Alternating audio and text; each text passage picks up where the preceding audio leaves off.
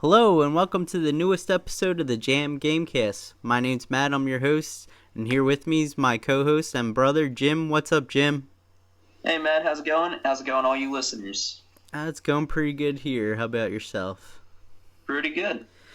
Alright, well, tonight's episode, our topic for tonight, we want to talk about games that scare us or intimidate us. So not only games that just actually, scare you, but more so games that also you kind of have been putting off because for whatever reason you're intimidated by the game. You're The difficulty might be up there. You might not be up for the challenge at that moment. So tonight's episode, we're going to talk about games that are on our playlist, but we keep just kind of putting them off because we don't feel like putting up with the challenge, or they might actually physically scare us, or so I'm gonna let you start tonight's topic, Jim. What's your first game that intimidates or scares you that you put off? Um, I don't know. I wouldn't really say that games really intimidate me. It's more of like I have to have a drive to play them. But I know games that like actually physically like scare me or frighten me would probably like the earliest one was probably Resident Evil. Okay, you also stole my first game I want to talk to you about Oh man. too, so we'll both talk about it together. Okay, yeah, I just remember, when that was like one of the first games or the first game you got for PlayStation, the original PlayStation, right? Yeah, that was my very first game I got for the PlayStation. Originally, my buddy Kev had the game, and me and another friend would help him play it. He had a strategy guide, so we'd read the guide to him and help him figure out puzzles and stuff. We were about like 13 when that game came out, or when we were playing that game. And man, that game scared the crap out of me. The first time you see the zombie, the first time you see a hunter, I can remember fighting the snake and that creepy room with the pictures and the crows at the top. And when the dogs bust through the windows, that's a jump scare and everything. Till this day, I never beat the game, so I want to go back and play it and try to beat it. But at the same time, I have all these memories come back of being frightened by this game, and I'm just kind of like, I don't know if I can do it. I don't feel like playing a scary game right now. Yeah, I think you touched on some of the things that I was going to say. Like the one thing that most vividly comes to mind is the snake. I remember I was sitting behind you, watching you play that, and you just went into this room, and this giant snake comes out of nowhere, and like the scary music comes on, and I was just like freaking out when I saw that. That's actually one of the main reasons I never played the original Resident Evil. I think that is one of the reasons that I've never picked up any of the subsequent games ever. So I guess you could say I am a little intimidated by the Resident Evil series, especially now with the graphics and the technology, far surpassing what was on the PlayStation One. I'll come out and say I'm not intimidated by these games. I'm straight up scared by these games, man. Especially, I couldn't imagine playing Resident Evil 7 in virtual reality Oh man, for the like PlayStation. I think that's one of the reasons why I'm not in favor of VR gaming is games like that and the Silent Hill series. Like I'd be running all over the place like through a window or something because I'd be freaked out so bad.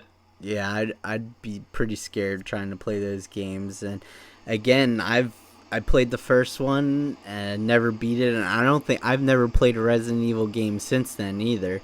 Um, so like I said, I do want to go back and try to play it again, but there's just that part of me is like, nah, I'll pass right now. I don't feel like playing a scary game. All right, well, I and as you're sitting there talking, I was thinking, I was like 13 playing that game. So if I was 13, that means you were 6 years old. So Yeah, I was I, six watching you play that I game. couldn't imagine a 6-year-old watching. I probably shouldn't have let you watch me play that game, but couldn't imagine a 6-year-old watching a Resident Evil game and seeing Yeah, zombies I and thought about stuff that like too when that. we were talking. Yeah, so I can imagine you're probably were pretty scared of the game too.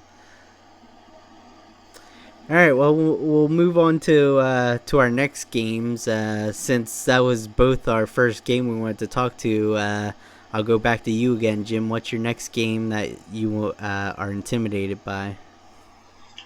Um, I think I was, while playing, I was a little kind of intimidated by different parts in Fallout 3. And this is back in, I think 2009 is when I got the game.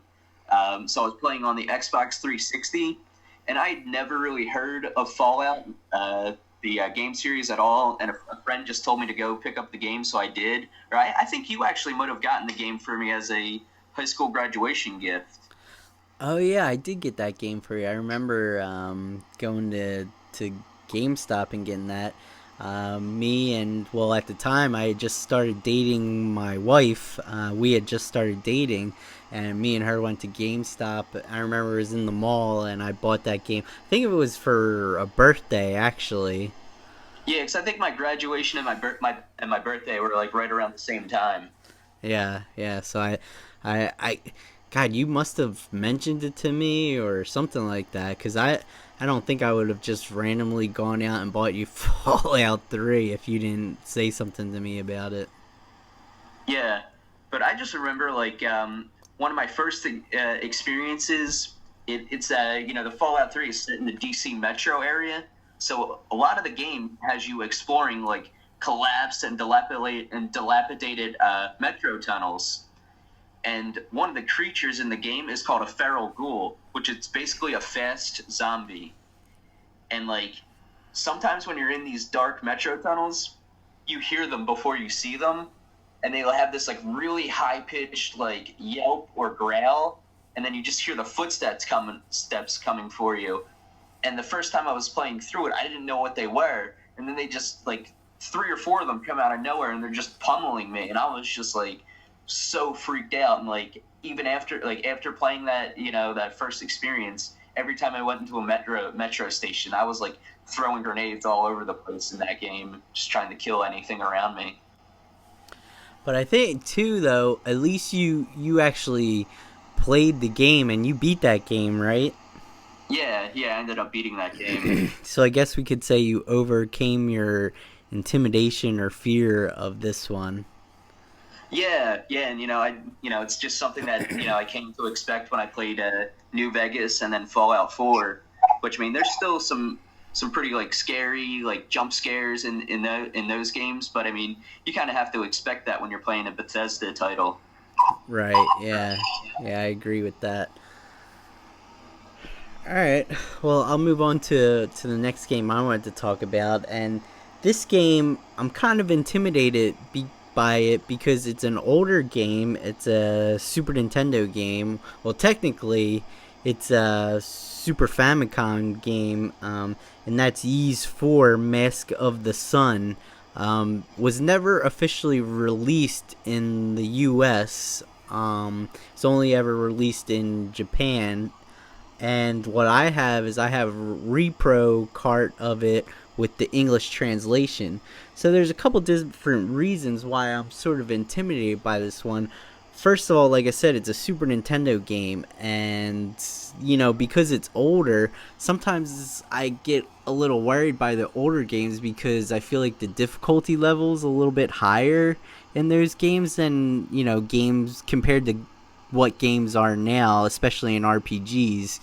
Um, sometimes those older ones are a little bit more difficult, and in games like back then, you didn't.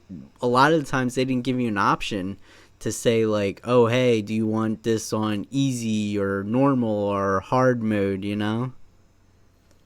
Yeah, definitely. And is this game like in its original iteration? Would you have been able to save your progress?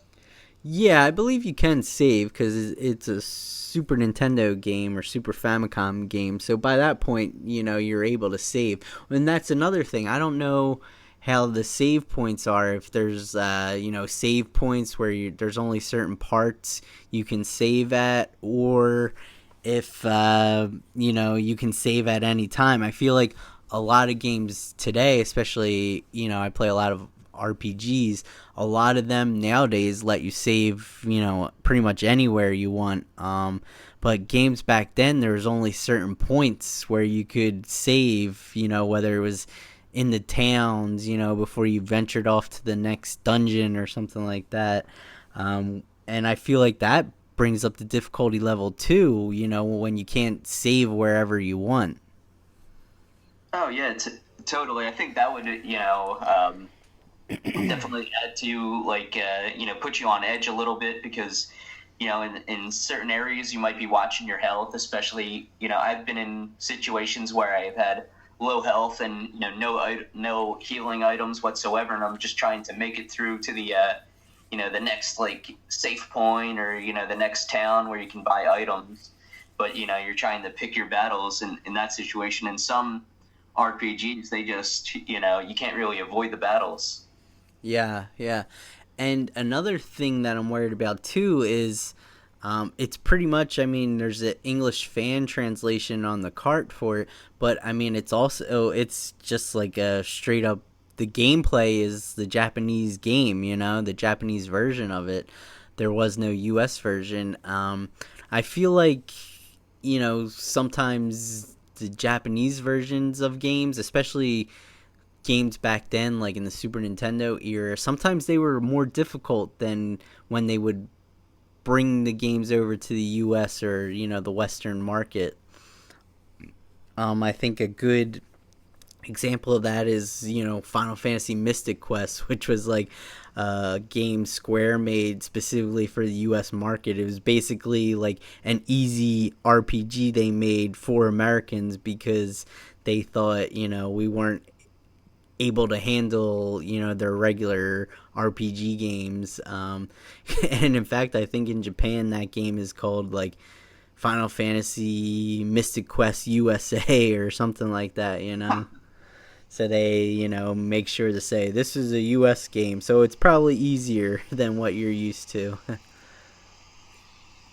But yeah, so that's another reason why I'm a little bit intimidated. And I have seen some videos on it that have kind of maybe alluded to the fact that it might be a little bit more difficult. And I mean, I guess and I always like question myself, like, oh, how good am I really at RPGs compared to other people, But so I'm like, oh, maybe I really stink, and I'm not that good, and I won't be able to beat this game. And I remember I played the first two on the PSP, the remade versions, and those were tough games, especially the final boss in the first one. Man, he was like probably the hardest boss I ever fought. Okay. When you mentioned difficulty level, some like you're not sure if this game is preset or not. Is that a factor in in certain games like the how hard you think the game's going to be? Does that ever factor into what difficulty level you use, or you just kind of like if it has easy, normal, hard, you just kind of stick to like normal, which is usually what the game's set to when you first put it in. I'll be the first to admit, and this is something I kind of wanted to talk about or touch upon in our podcast at some point, but I'll be the first to admit I'm a busy guy. I have a family. I have a full-time job. I don't have a lot of times for gaming.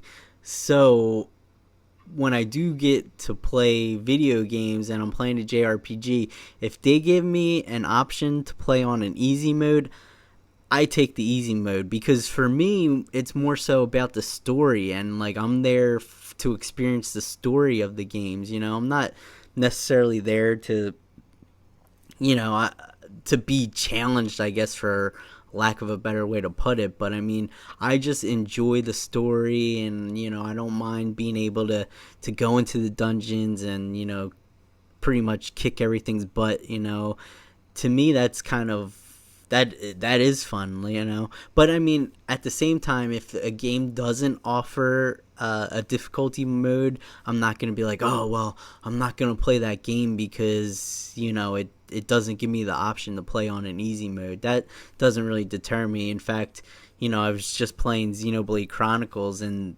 that didn't give you an option to pick a difficulty. It just was what it was, So that doesn't deter me any. But I'll be the first to admit, if it gives me, a choice to choose an easy mode, and it even says, usually the games say on there, oh, this game is directed more towards people who are just interested in enjoying the story, and that's how I kind of feel. I just want to enjoy the story and experience the story of these games. Yeah, I would definitely have to agree with you there. The only time is like where I will, adjust the level is if I'm, if I'm familiar with the game series, like I've played a game in that series before. Like I'll probably, keep it on normal as opposed to easy, and I'll do that for most games. I'll try them on actually normal. But if I get to like a particular boss that I can't beat after a few tries, I'll go ahead and and tick it down to easy so I can get past that boss. You know. Yeah, and I always think that that's a nice feature in a game when you're playing through and you can change the difficulty during the game, in the middle of the game. Because, like you said, if you get up to a really difficult boss and you can't beat the boss, you can just switch the level down to an easier level for that boss and beat the boss and then switch it back up. I think that that's a really good feature. I'm kind of the same as you too. Like but mine's more so if I played a game already and I beat the game on an easy level, and then I want to go back and play the game again, which I usually don't do. Once I beat a game, I usually don't really pick it up again. But if I do go back and play the game again and I beat it already on an easy mode, I'll put it on, the next higher level, to test myself a little bit more. Yeah. All right. Well, that was a nice little tangent. I'm glad actually that you brought up that question, because that's always something I want to talk about. And for any listeners out there, what do you do if the game gives you an option to play on easy or medium or hard mode? What do you usually go with? I think most people probably say that they like to play it on hard mode because they want the ultimate challenge. But put down in the comments what you do, and let us know. I'm interested to see other people's opinions on this. Yeah, that'd be yeah. It's pretty interesting because I mean, there's a lot of games out there that have really cool features and really interesting things on their most difficult mode. Whether it be the Fallout games with hardcore mode, where you have to make sure that you drink water and sleep on a regular basis because those things factor into that portion of the game, or whether it's just playing it on easy and just breezing through everything. Yeah, yeah. All right, well, let's move on to our next games. Jim, what's your next intimidating game? I think the next game that I guess that I have right now that I'm most intimidated by would probably be Final Fantasy X-2.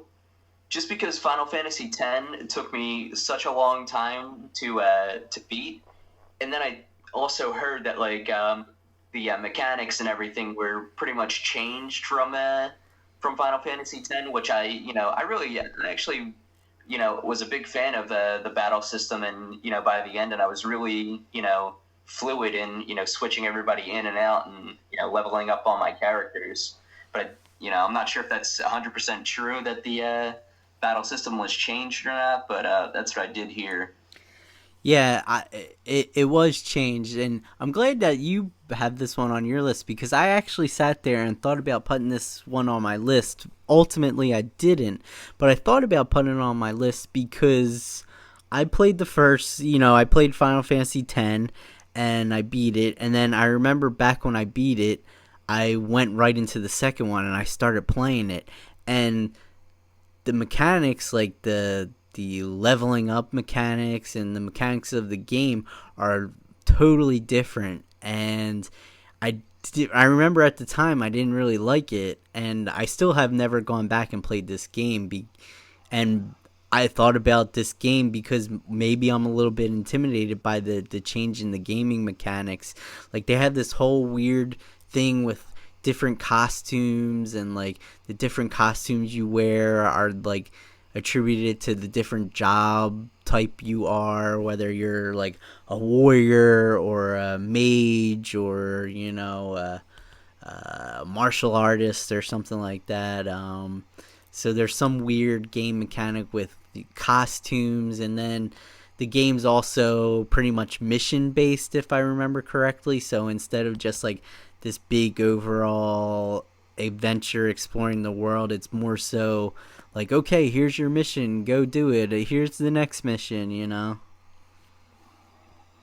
Okay, yeah, because I really like the leveling up system that they had in Final Fantasy X with the spheres and everything like that. Yeah, Yeah, that was one of the best features of that game. And at that time when that game came out, it was really something new and different. And I really like that system of leveling up too, where you could kind of go around and choose what you want to level up and which way on the grid you want to go. yeah. By the end, I really like that system. Yeah. So I'm glad you brought up Final Fantasy X too, because I thought about putting it on my list and I didn't. But yeah, I kind of feel the same way, that you know I'm maybe a little bit intimidated by this one, because I didn't like the changes in the gaming mechanics. All right, well, I'll move on to my next game, and my next game is a game that's on a few different, or at least a couple of different platforms. It's a PS2 game and a PSP game. I own the PSP version, and that's Disgaea, Disgaea 1, and on the PSP it's called Disgaea Afternoon of Darkness. Now, Disgaea is a very popular strategy RPG game series that's out there, and I love the art style of it. It's very cartoony and anime, and I always really like the look of it. So it's definitely a series I want to get into, but I'm not necessarily the biggest strategy RPG fan. I always kind of shied away from those styles of game. Although recently I did play the first game in the Arc the Lad series, and I really like that. And I'm kind of more. I think as I play more RPGs, and there's just all completely different styles out there, I'm kind of more open to playing, more strategy RPGs, and I definitely want to try Disgaea, but I've always kind of have been intimidated to play that first game because it's a strategy RPG, and there's part of me that feels maybe a little bit intimidated because it's a strategy RPG and I never really was into them, and there's maybe part of me that thought they were more difficult than your regular turn-based RPG or action RPG. And also, I've kind of heard some reviews kind of say the games are difficult, but I don't know for sure if they are, or if that's just that person's opinion. I don't know if there's an option to choose difficulty or anything like that, but it's definitely a series I want to get into. I own the first game on the PSP, but there's part of me that keeps putting it off because it, is a strategy RPG, and that intimidates me a little bit. Yeah, I think I'd probably be intimidated to play that, but I'd also be intrigued by the intimidation to play a game like that. It sounds very interesting. So, but I mean, I get what you're saying, what you say, about that. I'd probably, be the same way. And I don't think I've ever played a strategy RPG at this point. Yeah, I haven't played many of them. I played, like I said, I played the original Arc the Lad. Um, I played another game back. Gosh, it's probably one of the first games I ever got for the 360. Back in '06 when I bought that console. And I don't own the game anymore, but it was a game. I don't know if you would consider this a strategy RPG, but when you went into the battles, there was sort of a little grid based thing to it. I mean, that doesn't necessarily make it a strategy RPG, but it's a game called Enchanted Arms. And that was a game I kind of played through it, and I actually got up to the final boss, and I couldn't beat the final boss. Um, so that was just, I guess maybe that's another reason why I'm sort of like, oh, strategy RPGs, I don't have good luck with them. But again, I'm not necessarily sure Enchanted Arms would be considered a strategy RPG, although, like I said, the battle, when you're battling, it does sort of have like a grid based mechanic to it, which is the main mechanic in strategy RPGs. Okay. Now, would you say that there are any like is there any like genre of game that you're kind of intimidated by? Not that they scare you, but just the difficulty of the type of game that you would kind of shy away from or haven't really played at all. Well, I mean, like I just said, maybe I guess strategy RPGs to a point.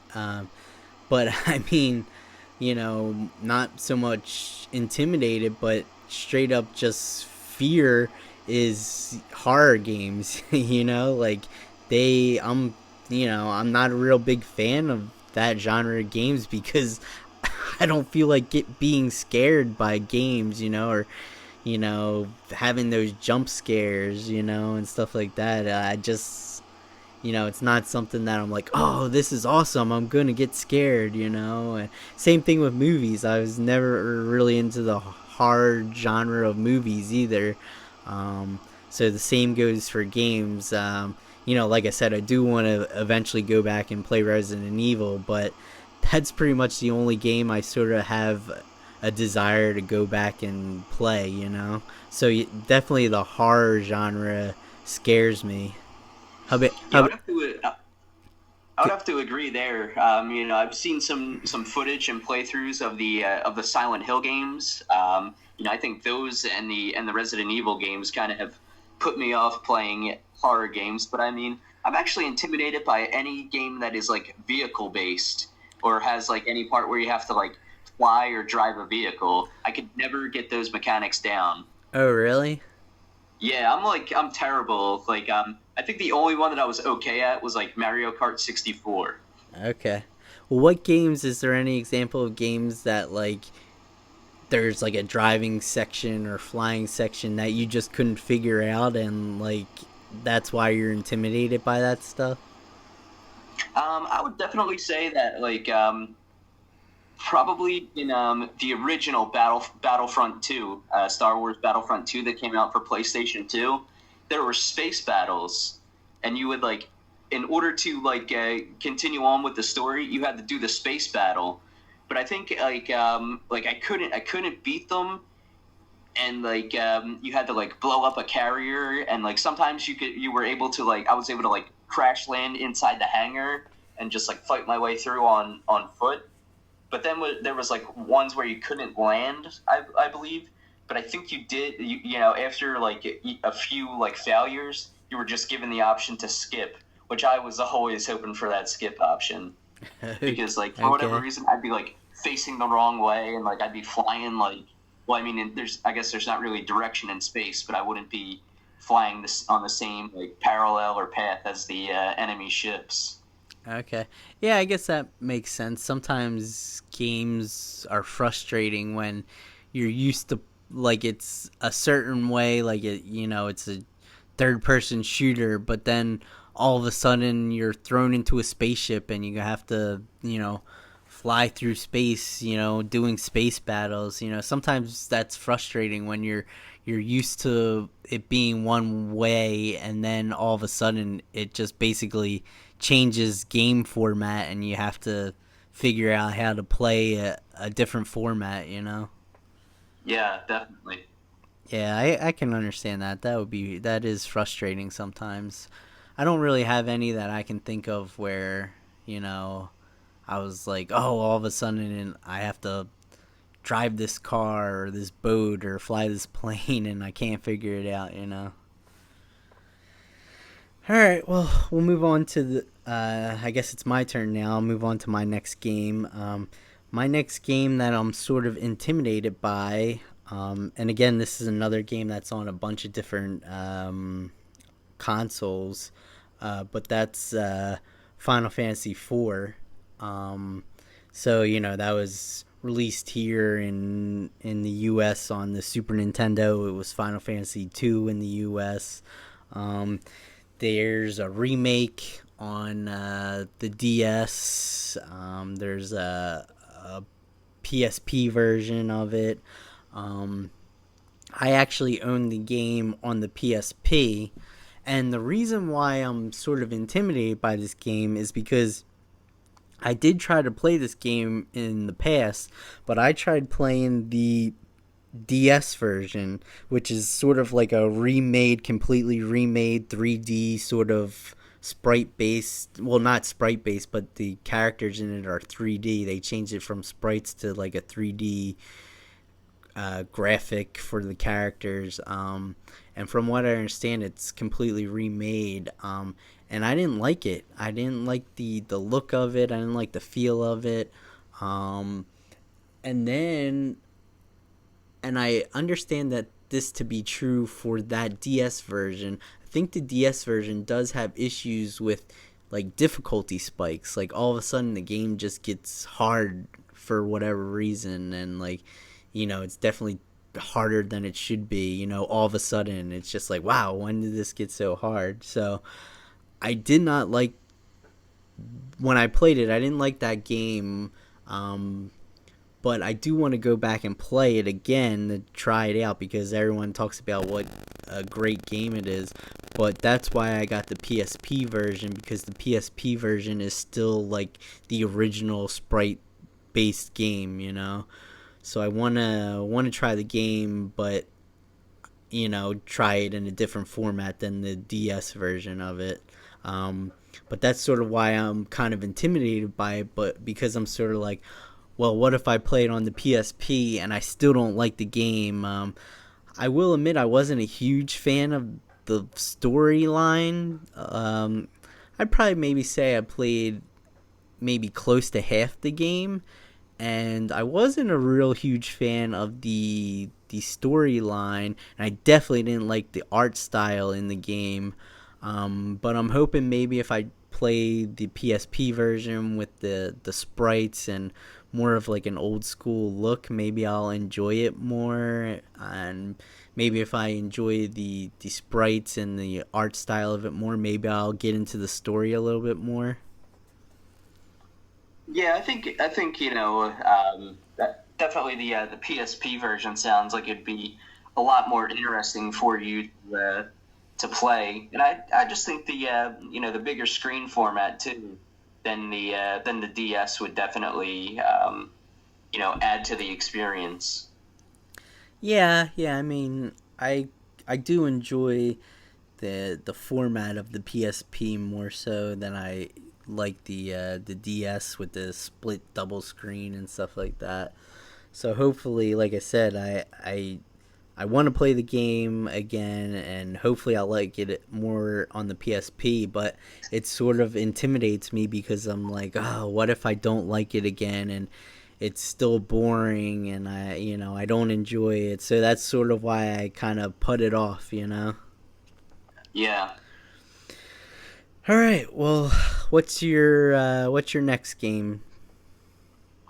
Um, I think I pretty much touched on all the games. I mean, there's you know little pieces of games that I've played sparingly that kind of like scared me, that were like like dark room or dungeon type things. I know that when I was trying out the Order for the first time, the Order 1886. I did play through like the first couple levels, and there was a thing with in a metro again, with a metro station where you had to fight some lichens, which that's like your first battle, like first fight, I guess, in the in the game, which kind of freaked me out because you were the only in like the only spot of light, and they were coming out of the darkness at you, which that was a little intimidating, being like your first major battle in the game.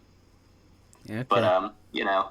uh, other than that, I don't really have any other games that really come to mind. I think between the both of us, we've pretty much touched on the types of games that have kind of intimidated or scared me Okay. up to this point. Okay. Well, I actually have one more, and it's an older game, which is mainly the reason why it's on the list. But I'm so kind of like psyched for this game, and I really want to play it. And everyone says how great it is, and I've watched reviews on it, and the story seems cool. It's an RPG. It has this whole like sci-fi future element to it. Uh, and if people watched my pickup video from Too Many Games, it's one of those games, and it's Fantasy Star 4. Um, so I bought the at Too Many Games. I bought the cart version for the Sega Genesis, but I also have the Sega collection on the PSP, and Fantasy Star 4 is one of the games on there. So I'll probably play it on the PSP. And like I said, the story and the game seems so cool, but at the same time, I'm a little bit intimidated by it because it's an older game. So I'm kind of afraid, it'll be a difficult game because it's older, and the whole save point thing that we talked about earlier comes into play. Like, oh, how often will you be able to save? And is it going to be really hard because it's an older game, and games were harder back then. So that's kind of intimidated to play it, but at the same time, I really want to play it and try the game and the series because I've never played any Fantasy Star games yet. So I really want to get into the series, but at the same time, I'm kind of intimidated by it. Yeah, I think that's interesting how sometimes it's the older games that are the most intimidating. I think for me it's because of like the technology, and games were more difficult because of the technology that they had years ago, whereas now most games auto save for you. Yeah, it definitely seems like that's one of the key things we keep talking about here is the whole saving thing. You Yeah, because know, that's got to be like the one of the most demoralizing things, where like you do a whole bunch of things and you forget to save, or you can't save, and then you like lose or die, and then you have to like start all over again back from like a specific point. yeah, definitely the whole save point thing and auto save and being able to save anywhere is definitely a contributing factor to difficulty levels. And like we were saying, some of the older games you can't really save as often, so that might make them more intimidating or scary. Yes. All right. Well, it's a nice topic we talked about. So now we'll move on to our usual topics that we talk about in every podcast. Jim, what have you been playing lately? I've been playing Final Fantasy 15 on the PS4. I'm up to the game has different chapters in it, so you start at chapter one and then you progress. I'm currently in regards to the story, I'm up to chapter 12, but once you get to a certain point, there's a whole thing with actual timeline that comes into play, but you're able to, until a certain point, you're able to go back in the timeline and do things that you didn't do. So that's what I've done, and I'm just kind of trying to currently level up my characters.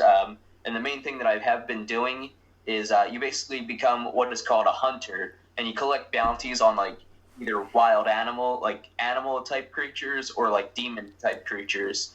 It's a good way to level up your characters and explore some new places. But the last few hunts have really started to get very repetitive because I actually went to the same location for 3 consecutive hunts. Huh, that's weird. You would think that, especially in, it's that's a brand new game. You would think that they would know better than to have you do 3 consecutive, missions in the same location. Yeah. I thought the same thing, and I was just like, I don't know if this is just randomly generated the locations or if it was like predetermined. But still, I was like, I literally was just at this place for this last hunt, and now I'm back here. Right, right. So what's your overall thoughts on the game? Are you liking it? Are you disliking it? What? I'm really enjoying the story of the game, which I mean, it's a Square Final Fantasy game, and I think most of the stories for those games are very well done, very interesting. The art and the animation is great, and obviously Square cutscenes are some of the best in the business, in my opinion at least. So they're really good. I do have some problems with the battle system. It's free reign, no, not turn based. You just pretty much go right in. But some of the areas that you battle really affect the camera. For example, you might be fighting in a forest area, and you're trying to fight, and sometimes your character, because of his abilities, takes to the air to do some high flying attacks, and the camera will get stuck behind a tree, and I'm just hitting the attack button. I don't really see where my character is or what they're doing, which that can get really frustrating. Yeah, that's so annoying. Like, I just got done playing, Xenoblade Chronicles, and that game sort of had the same issue. Now, of course, I was playing on the 3DS, so I don't know if it's also an issue on the Wii version, but at least in the 3DS version, the camera angles would get all messed up sometimes. Like, you might have, like, sometimes I would get pinned up against, like, a wall in an area, and, like, I wasn't able to see the enemy that I was fighting, and the same thing, I was just hitting the button attacking and couldn't see their life bar, and like sometimes I couldn't see myself because I was like pinned up against the wall, and I couldn't even see where my character was or anything like that. So yeah, definitely sometimes camera angles can totally mess up a game, and I've heard that before about Final Fantasy 15, that sometimes the camera angles are an issue in that game. Yeah. I think at this point, just kind of the repetitive nature of the bounty hunts and the camera angle have really just been my two biggest issues with the game at this point. Okay, all right, but overall, you're enjoying it. Oh yeah, overall, I really enjoy the everything else about the game. I really like another favorite feature that I like is your main mode of transportation is a car, and at a once you've visited a place a few times, you do get the fast travel option. But when you're traveling to a new location, you do have to sit in the car and just enjoy the ride. And they gave you access to the radio and soundtracks from other Square games. So I've been listening to the Final Fantasy VII soundtrack a lot, and I usually, whenever I'm getting ready to go into a battle, I listen to Sephiroth's theme, One Winged Angel, which is like the Final Fantasy VII version.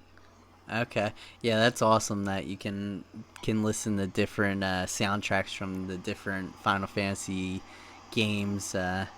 So yeah, that's pretty cool. I've heard other people say that that's pretty cool too. That when you're riding the car, you can change the radio stations and stuff like that. Yeah. All right, cool, cool. Well, I'm playing, and I just started. I guess, God, I guess I started playing this on this past Tuesday. I'm playing Persona 4. But I'm playing the Vita version, so Persona 4 Golden. Um, I'm about 8 hours into the game, and I'm liking it. I like it. It's it's like a murder mystery so far type of story, and it's really intriguing. So far, the only little nitpick, I guess I could say, that I have is it kind of feels like it moves a little slow.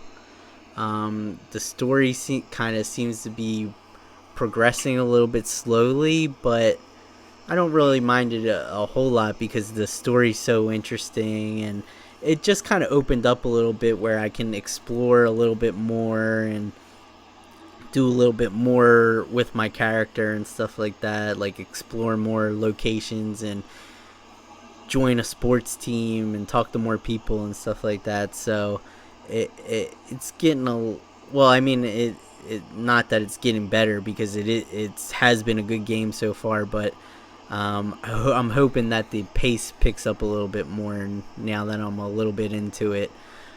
So yeah, I just started playing that this week because I finally just beat Xenoblade Chronicles, and I want to talk about this game a little bit on the show because gosh, I did not really like that game.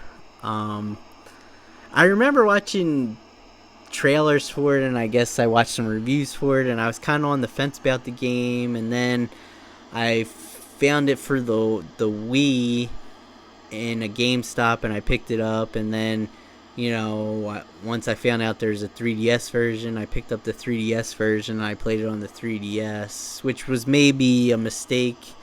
I hear that the visuals are better on the Wii, of course. But I just was not into the story. This is the longest game I ever played. I put in like 91 hours into this game. Um, and out of all that time, I did not feel a connection with the characters at all. I don't know what it was or why that is. I think maybe there was part of the game like where you had to like gain your affinity with people to there was different parts in the world where there's these little hearts, and if you had enough affinity points, like they would have extra cutscenes where it's like a little heart to heart with the characters. And part of me thought like, well, maybe that should have just been part of the game. Maybe if that was just a part of the game and that stuff was just in there, maybe I would have felt a better connection with the characters. But I did not feel a connection to the characters. I didn't really like the battle mechanics or the fight system. I didn't really like that at all. The ending kind of became a pain in the butt. I kind of got stuck on the third to last boss. I couldn't really beat her. I had to go and level up some, and then I was finally able to beat her. And then there was the next boss. I guess she was probably the fourth to last boss. I couldn't really beat her. I finally beat her. And then I fought this dragon thing, which took me a few times to finally beat that. And then I got to the second to last boss, and I couldn't really beat him. I knew that I couldn't. I knew I needed to level up, so I went and leveled up. I think at that point I was at level like 80, and that boss was level 80, and I couldn't beat him. I had read some stuff that said after you beat that boss, you didn't have any more opportunity to level up. So I was like, well, I guess I need to level up for the final boss too. So I went from level 80 and I leveled up to level 91. And let me just say, those last two bosses, once I was level 91, they couldn't even touch me. So that was kind of cool. I was able to pretty much kick their butts after that. But gosh, I did not like this game. I was really disappointed by it. I will say the soundtrack was really cool, and the like ending theme of that game is amazing. The ending theme really made that ending kind of cool, and the end theme song is very very very good. But overall, I didn't really like this game. I was really disappointed, and I'm finally really glad to be finally done with that game, and I can move on now. Well, yeah, I'm actually like I have to actually give you like prop for sticking it out, and finishing the game off. I think if it were me, and I had the same experience as you, there's a good chance that I might have just went and started playing something else. Yeah, there was times where I was like, oh, I should just play something else, but I mean, I guess it's just kind of how I am. Like once I kind of play a game, and especially now since I've gotten back into gaming, once I start playing a game, I want to beat the game and then move on. So I don't play multiple games at the same time. I just play one game. So I want to make sure I beat the game first before I played the next one. So really glad to be done with Xenoblade Chronicles. I'll probably pick up the Xenoblade Chronicles 2 on the Switch. Um, I don't know how close it'll be. I mean, the second one seems to have like a little bit more like anime style to it. But I imagine the battle mechanics will probably be pretty similar. So I don't know. I'll have to see. And I have wanted to get Xenoblade Chronicles X, which is the Wii U game. That is on my list to pick up and play, but after playing, Xenoblade Chronicles, I'm kind of unsure. I mean, I'll probably still pick it up, but it might be one of those games that I'm intimidated by, and I keep putting it off. Yeah, yeah. All right, so that's what we're playing now. We'll move on to our next topic. Have you picked up anything recently, Jim? Oh yeah, I have actually. I would say maybe it's two. I think it's maybe three, maybe a month, 3 weeks, maybe a full month ago. I actually found out that there was a flea market not too far away from my house. So I went there. I walked around the whole flea market looking for video games, and the first stand on the road that I skipped over, a guy had a huge setup and selection of video games. He had mostly retro systems. He didn't have anything for the current systems. I guess like the newest thing he had was maybe PlayStation 3 and Xbox 360 games, but he actually had a number of Nintendo systems. He had a few Super Nintendos, maybe a half a dozen or so 64s. I'm not sure for a Sega. I think it was a Sega Genesis and a Sega Dreamcast. So I asked him how much the Sega Dreamcast was. He said it was $40. So I got the system, the wires, and a controller for $40. That's not a bad price for a Dreamcast, especially with the controller and especially with the wires too. Yeah, yeah, and it also came with I guess it's really considered like a memory card that goes in the back of the controller. Oh yeah, I forgot about that. Yeah, you need a memory card for the Dreamcast, but well, that's definitely an even better deal too. That you got a memory card with it too. Yeah, yeah. So I have a newer, but then I had a dilemma. Since I have a newer TV, I have a smart TV, which is maybe at the most 3 years old. And you can't really play the older systems off of that. Yeah, yeah. So I asked around, and a Facebook friend actually recommended an adapter to me. It's a mini composite RCA CVBS AV to HDMI converter. So I got it off Amazon. It's normally around $39, but I had some Amazon gift cards that Matt actually gave me for a birthday. So I was able to get it for $19, and it works perfectly. And I've actually also recently this week picked up a couple games for the Dreamcast. I got Shenmue, which is reported to be one of the most popular games, if not the most popular game on the on the Dreamcast rather. And then I also picked up Fantasy Star Online as well. Yeah, yeah, and I had known that you picked these up because you were asking for my suggestions on games to get. So I pretty much right away said, well, you have to get Shenmue. It's pretty universally known as probably being the best game on the Dreamcast. And I have it myself. I still have yet to play Shenmue. Um, but like I said, I have a hard time being able to play console games. That's why I'm mostly playing handhelds lately. But yeah, that's I will. Shenmue looks awesome, and it's definitely one that I want to play as soon as possible.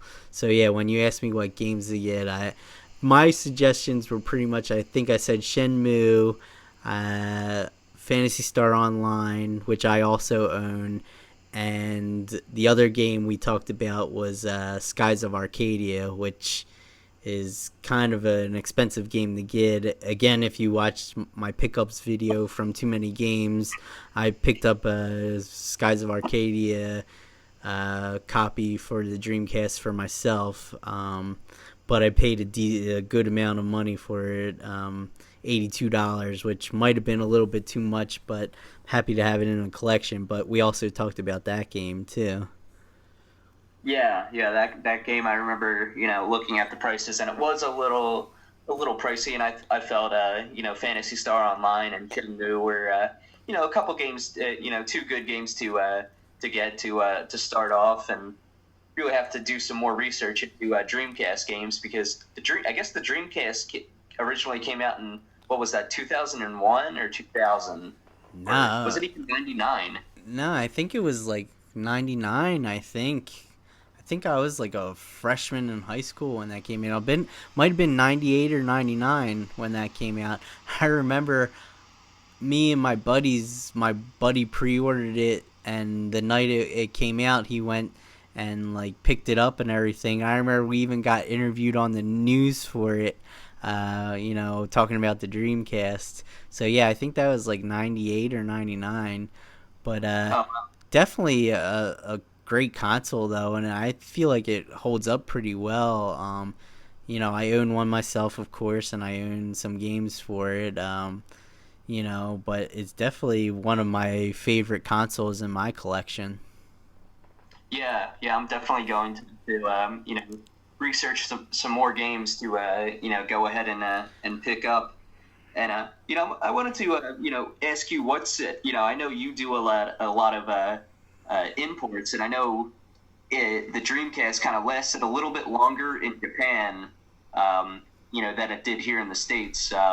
Would you really recommend that, possibly picking up any, or have you seen any, imports for the Dreamcast? Well, for the import games, it's possible to play. From what I understand, you need like one of those discs where it's like a Game Shark type of thing, where you pretty much put in the discs for like the cheat code program or whatever it is, whether it's Game Shark or something else. You put in that disc, and then you do the old switch where you put that disc in. You I think you pretty much choose not to put in any codes, and then it tells you to input the disk, and then I'm pretty certain you put in the import game, and it works. But I actually, off the top of my head, I don't really know any import games. There are a lot more Dreamcast games in Japan than there were in the U.S. Same with the Saturn. I know a little bit more Saturn import games than I do Dreamcast games, actually. So yeah, off the top of my head, I don't really know any. But that's a good question. Now that you bring it up, I'm gonna to look into that. Not only for you but myself as well, anyone listening, if you know any good import games for the Dreamcast, let us know down in the comments. Yeah, definitely. I also just want to say that this is like the first what can be considered retro console that I have owned on my by myself on my own. Yeah, So I do have the Xbox One and the PlayStation 4, and now I've added a Dreamcast to the collection. yeah, you're not a real big retro person. I mean, you've played a lot of retro stuff that were pretty much mine back in the day when we were growing up. Um, but yeah, Dreamcast is definitely a good one to add to the collection. And I definitely want to go to that flea market that's in our area and check out the booth that you're talking about. I'm interested to see if they have anything that I'd be interested in purchasing. Yeah, I mean, the guy had like plastic bins full of NES, SNES, Nintendo 64, and Sega games. I'm not sure if they were Genesis or not. They were just they were the black cartridges, but I'm not sure which would be which. Okay, yeah, I guess they're probably Genesis or Master System. All right, well, we'll move on to my pickups now. So I'll talk about the pickups that I've gotten, and I'm not gonna include the too many games pickups in this podcast because I've already done a video on them. Um, so the other games that I got since our last podcast, and they're actually all handheld stuff and all Sony handheld stuff. So the first game that I got is like an RPG for the PSP, and it's called Neopets Pet Adventure, which sounds like a weird kitty type of title, and I guess the game's a little bit more kid friendly, but it seems like it's a cool little RPG where your characters are these little animal guys that go around. And this series is like, there's like, I think there's a couple PS2 games, but I don't know if necessarily they're RPGs on the PS2. And then I think there's like mobile games, and I think there was like computer games back in the day too for this whole Neopets thing. So it's like this whole big series thing, but this is just some random RPG that came for the series that came out on the PSP. So I picked it up, and now I forgot to mention too. These were all games that I'm proud to have gotten. I got them all less than $10, so I'm really happy to have them all, especially for less than $10. And again, this was my little system we talked about in a prior podcast where, I just watched them on eBay, and, they were newly listed things. I watched them and then, bidded on them. And you can get cheap, especially PSP games. You can find cheap PSP games on eBay. So this next game's another PSP game, and it's an RPG. And this one's X-Men Legends 2.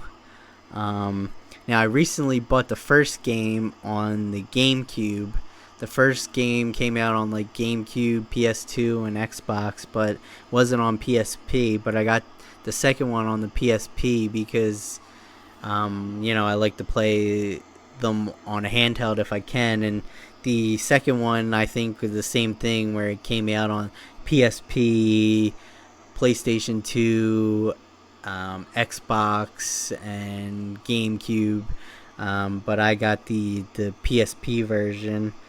And this next one is also another PSP game, but this is sort of an interesting one. It's actually a Japanese import. The PSP, of course, is region free. It's actually sealed. I probably won't end up opening it because it's in Japanese, but the reason why I got it is it's Legend of Heroes Trails of the Sky, the third chapter.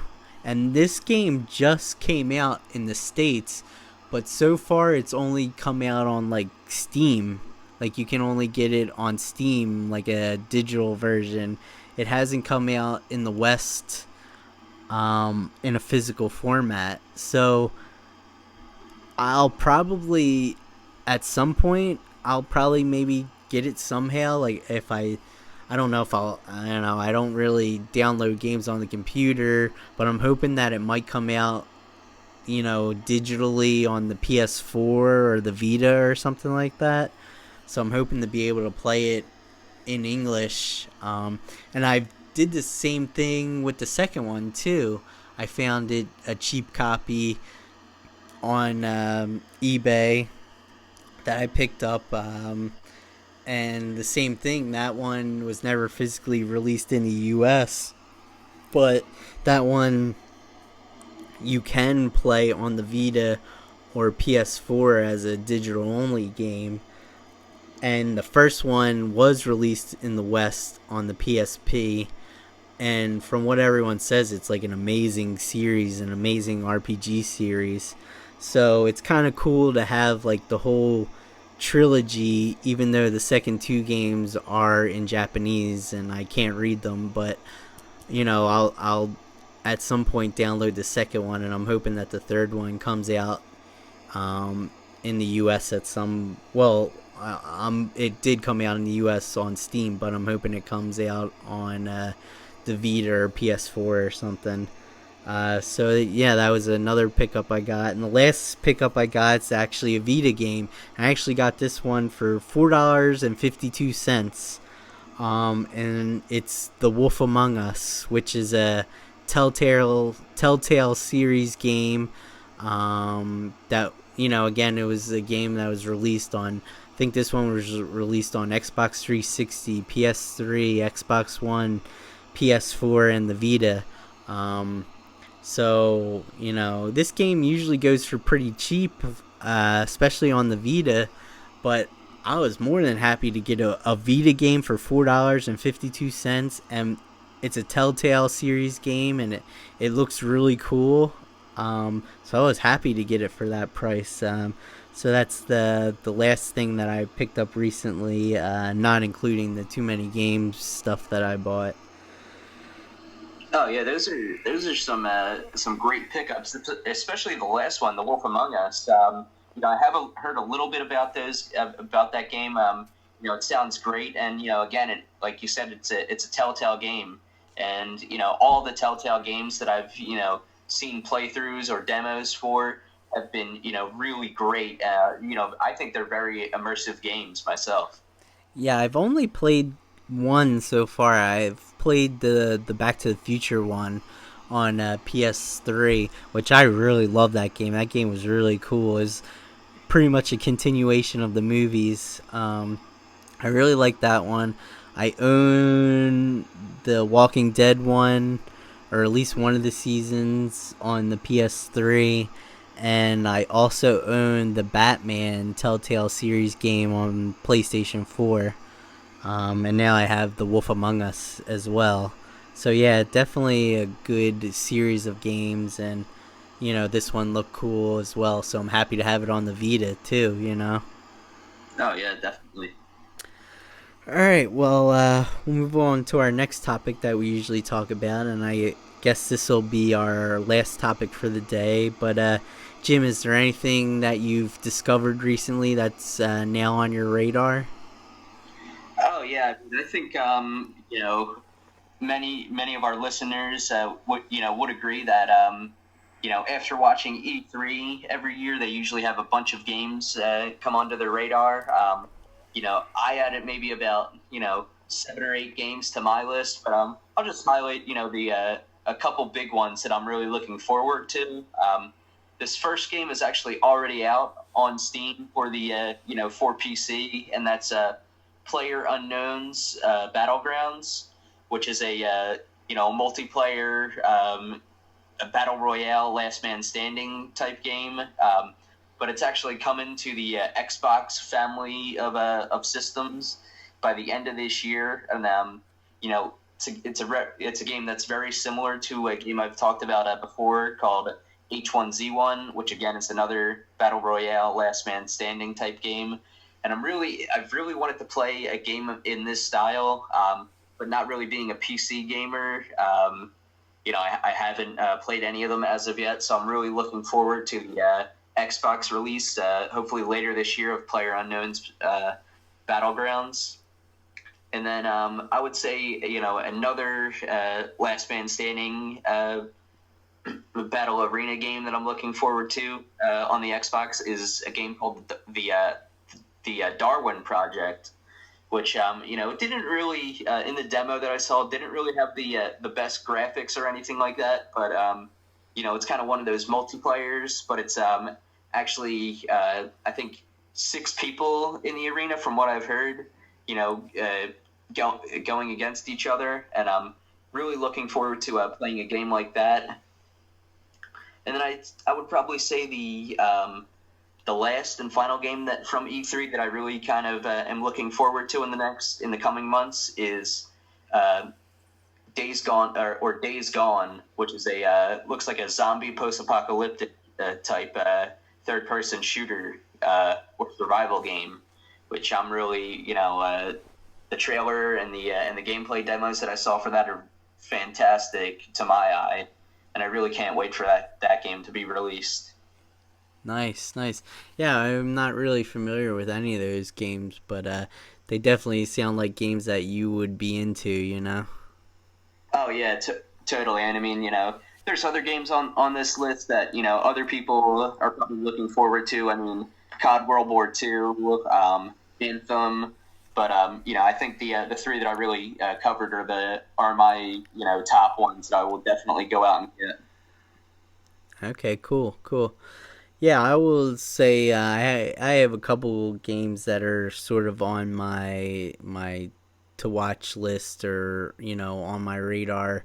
The first one, since we're talking about E3 games, this game pretty much was the game that I'm most excited about from E3, and that's the Mario plus Rabbits Kingdom Battle. That game looks awesome. It looks like it's gonna be so much fun. It's an RPG. It's sort of, I guess, a tactical RPG game, but it looks really, really, really cool. And that's the game that I'm most excited about from E3. So that's definitely on my radar. It comes out next month. I think it comes out on August 29th. So I definitely want to get that when it comes out. And the other game that is kind of just on my radar now, and it's a PS3 game, and I've always saw things about this game, and heard people talk about this game, and I've seen stuff on it, but for whatever reason I was always like, that doesn't really look that good, and I never really looked into it until just this past week, and that's Drakengard 3 on the PS3. And I watched some reviews on it, and this game looks really cool. It looks like a really cool RPG. Um, I think that I'll probably really be into it. So that's on my radar now. So I definitely want to try to pick that up. As soon as I can find it somewhere and find it for a good price. So that's another new game that's on my radar now. Yeah, I'll be really interested to hear how the Mario plus Rabbids world battle game is. Because I'm still kind of on the fence myself about getting a Nintendo Switch. I think it's for me, I think it's the supply of the Nintendo Switch system itself, and just really the low number of games at this point. But again, I'm really interested to see what how this game is and what games in the future will be coming out. Yeah, I think this game looks cool, and of course, I mean everyone's talking about it, but Mario Odyssey looks really cool, and I think that'll be a big system seller for the Switch as well. Um, Especially if they start doing some sort of bundle with the Switch and Mario Odyssey. I think that might sell a lot of consoles for Nintendo. So yeah, but I definitely so far I really enjoy the Switch. I really like playing Mario Kart on there.